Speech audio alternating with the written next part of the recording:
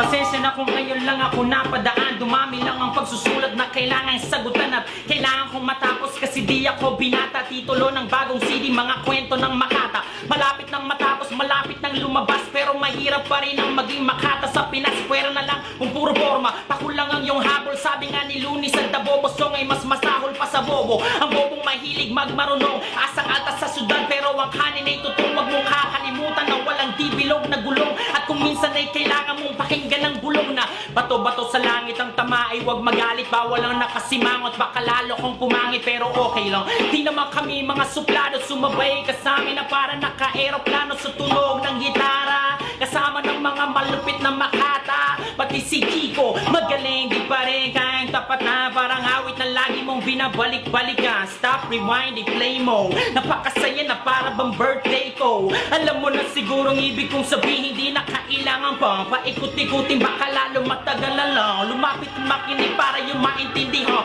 Mga salita sinulat na hindi ko pa bilang, pero pwedeng ilatag na parang banig na higaw. Pag hinawakan ng mikropono parang nabubuong. Teka di naman siguro, ganyan lang pag gumagawa kami ng bago. Medyo nabibilis na, di mo naisip na pwede mangyari magkasama-sama lahat ay kasali gang.